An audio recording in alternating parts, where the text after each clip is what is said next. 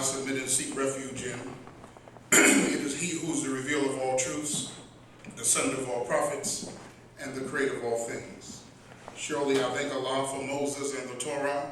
I thank him for Jesus and the gospel, and I thank him for Muhammad and the Holy Quran. Peace be upon all of the worthy servants of Allah.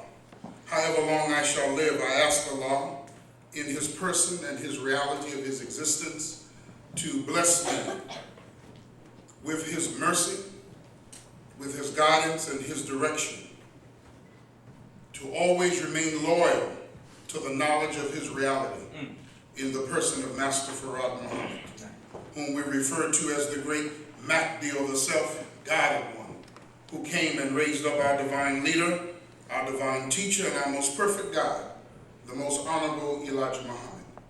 The Honorable Elijah Muhammad, as Minister Farrakhan teaches us, is the eternal leader of the Nation of Islam. And though you may not see him, he is seen and heard and felt everywhere, every day. And we hope to give you a better understanding of that this morning. Lastly, we could not be where we are. We could not attempt to be who we are trying to become in the way of Allah if it was not for our beloved and honorable minister. This is the Son of Man that is in the midst of the people. This is the man that have just come back from the Caribbean, fulfilling what the scripture says, the isles await his coming or his arrival, and they have met the minister from Jamaica to Trinidad to Antigua to St. Vincent to St. Kitts, and they will meet him further, Cuba, wherever he has went and set his foot in the Caribbean, in Central or South America, in Africa. Your and my brother is received. He's a very special, extraordinary human being. And if you understand what the Honorable Elijah Muhammad taught us, that he had a meeting with God in person, and that God impregnated his mind with a supreme wisdom, a wisdom higher than anything that any other human being has had on the face of the planet Earth. And Minister Farrakhan is the product of that wisdom that God gave. Then you can see that he is the Son of the living God. If you understand it in that breakdown, that mathematical sequence, he represents a divine and messianic representation to the world. So in the name of the Honorable Minister Louis Farrakhan, of whom I serve as his student, helper, and representative, I greet all of you this morning, my beloved brothers and sisters, with the greeting words of peace and of paradise. We say it in the Arabic language, Assalamu alaikum. We wish to thank those of us who are present and out this morning at our mosque. And we're very honored of the presence of each and every one of you. This morning, brothers and sisters, we wish to teach on a subject. A master teacher produces wise students. And we want to tie it to this book that Master Farrakhan Muhammad left with the Honorable Elijah Muhammad. And he left this for all of the laborers and Muslim followers who would accept his work and his assignment and would carry that assignment into practice among the broader group or community of our people. We'll talk about this in a moment. A master teacher produces wise students. When we go to college, brothers and sisters, we study under teachers who say that they have a master's degree in such and such and so on. Right. We study under teachers that say they have a doctorate degree in such and such and so and so. Is that right? Yes, sir. We really don't study under anyone that says they have an associate degree. Because, you know, you're just beginning. You know, after your educational incline, an associate degree they consider that the lower realm 13th grade of education. Isn't that something? Then you go from the associate degree to the BS degree or the bachelor's degree, right? But a lot of it is a lot of BS sometimes, but it's a BS degree, right? Then you might do a little undergrad, but then you get your bachelor's degree. Or your undergrad comes after your bachelor's degree. So you have your bachelor's degree, then you go after your master's degree, then you go after your doctorate degree. Now once you've reached the doctorate, PhD, how high and deep in whatever information that you've learned, you can't go any further. So once someone says, I am Dr. So-and-so, they are saying that they are a professional at what they do. So we have sociologists who are doctors, but the people are going mad in the community. We have psychiatrists who are doctors under or next to their name, but the people are still going crazy in the street. That's right. We have all kinds of, we have actual doctors, practitioners who are sicker than their patients now. I went one time to an orthodontist, and the man who first saw me, his front teeth looked fine. But the second dude he sent me to, his stuff was all messed up. I said, dude, the man that you got me going to, he needs some work done. Look like you need to put him in the chair before you put me in the chair. I just got one tooth that you need to take care of. But all his fronts look real bad. He says, yes, I've been trying to tell him that as my partner, so it doesn't look good for business. Yeah. It doesn't look good for health either. So we have all kinds of practitioners who say that they are a doctor. They say that they are a master of their field. We're not taking anything away from any person's educational incline. Yes, sir. Nothing. You worked hard to achieve the piece of paper that you have put on your wall, the document that you have marmalized or caramelized, however they do it. They put it on a wood and you put it up on your wall, right? Caramelization. Good.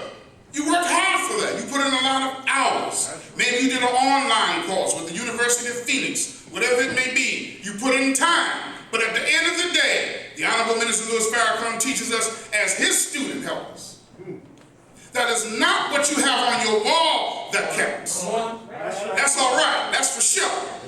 But it is how you practice what you've learned that you say you are a master of with the people whom you are supposed to be dedicated to serve. That shows whether you are a master or a doctor or proficient in whatever it is that you say you do. That's what that shows. That's what that shows. That's what that shows. Okay? Now, the question must be asked today, brothers and sisters. Those who say that they are masters in their fields of development, have they proven their mastery over that particular craft? And we can tell when we look at the condition of the people. That's right. Let's look at it now. You start right in the black community. It seems as though in 2012 we are going backwards where progress is concerned. We had more post-slavery than we do now pre-Reconstruction, civil rights, and having the first black president. Nearly 4 years after President Obama has been elected, we have made less strides in black self-development than we made under all of the other white presidents. And it has nothing to do with him being at fault. It has to do with a system that he has found himself in. And the inability to understand the vipers, snakes, and serpents that are all around him. And the leeches that are sucking him dry. And if he does not listen to the Honorable Minister Louis Farrakhan, who is a master teacher, prove it to me. A master teacher today, who has the ability to get the president out of the grip that he is in. We have heard Minister Farrakhan say that the Honorable Muhammad gave him the key and the tool and the ability to extricate a president out of the jaw of the dragon that holds him.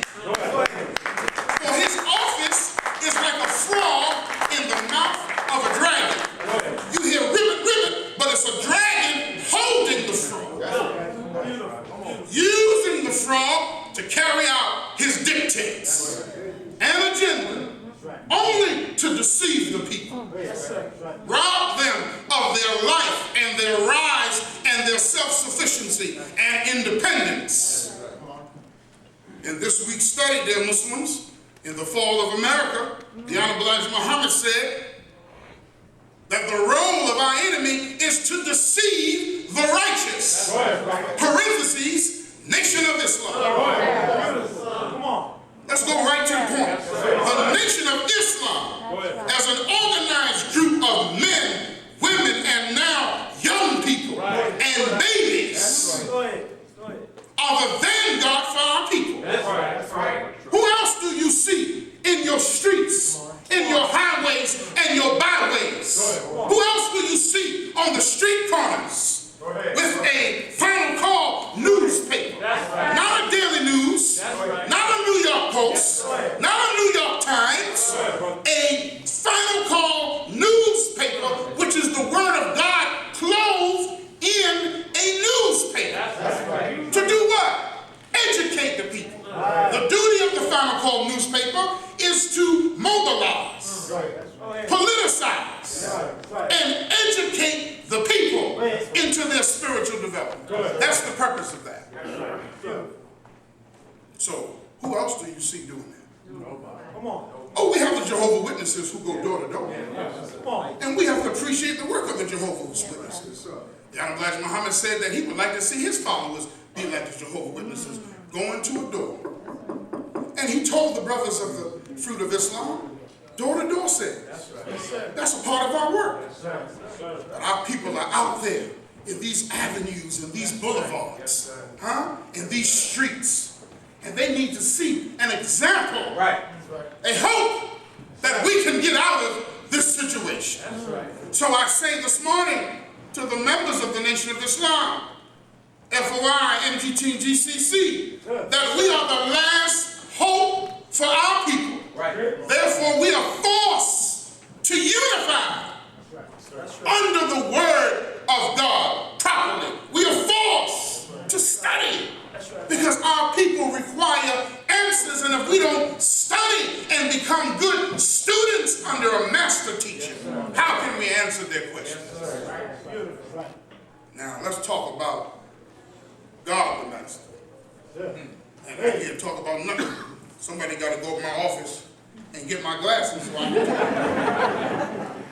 And I need you to get the right case, not the one with the print on it, just get the plain one. And bring those down so we can talk about it. Isn't that right? Yes, sir. Yeah, 'cause I'm not going to lie to you this morning if I don't get them glasses. I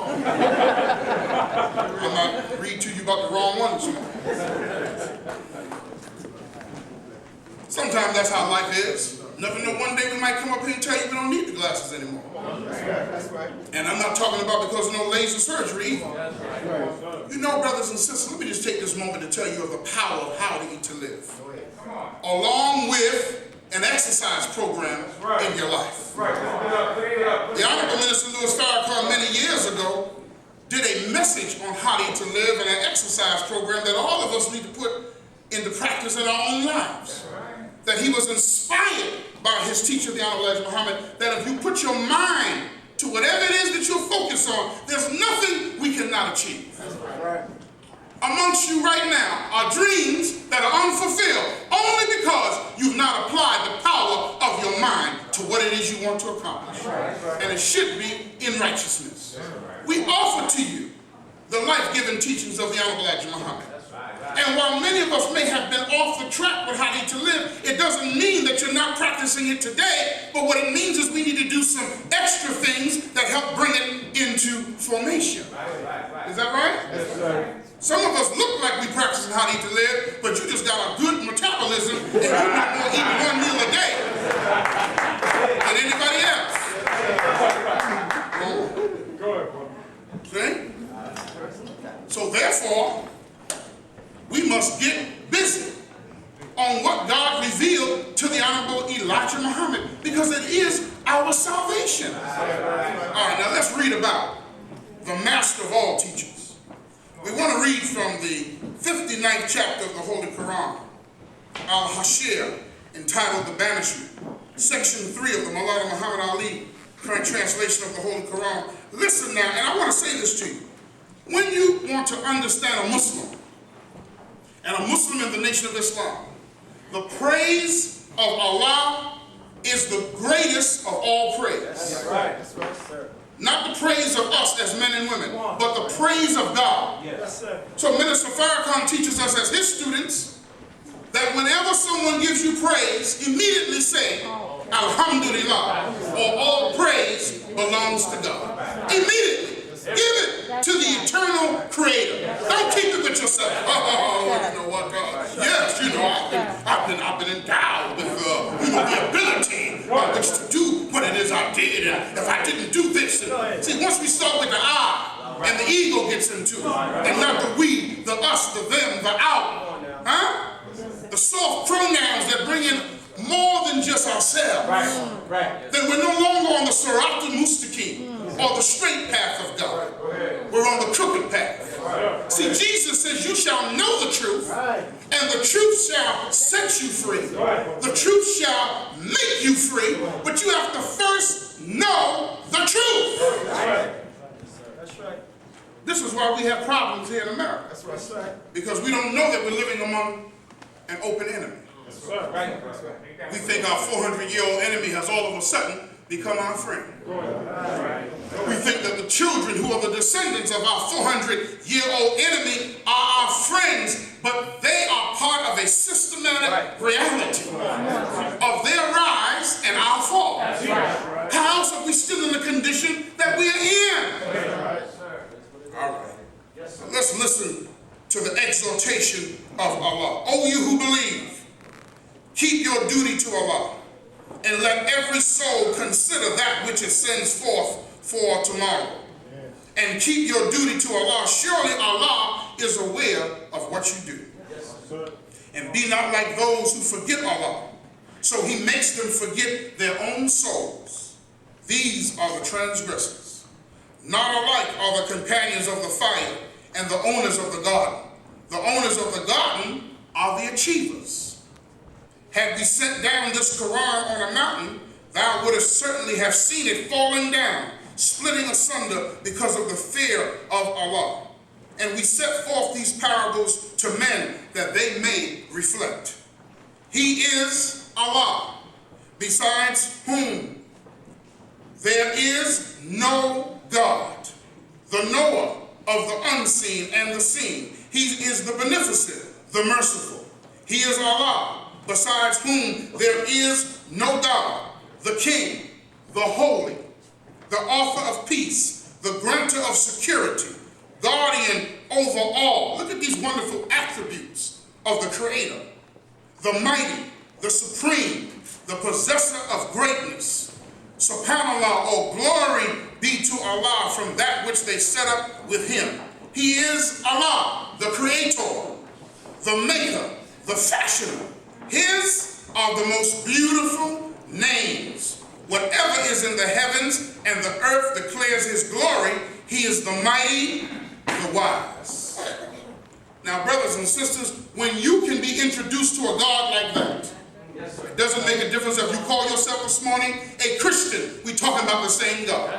There is but one God called by many names. We say Allah because we believe Allah is the all in all. The all-wise, true and living God gives us all good deeds and actions and all of His attributes. Jehovah, Yahweh, Shiloh, Elohim are all wrapped up in Allah. A-L-L-A-H. You also could look at it arm, leg, arm, head. Another way to look at it. Right? Allah. Yes. Let's get straight to the point. How can we come from a God who made us His human creation and He had no aspect of us at all? Improbability. If we came from Allah, then what of His creation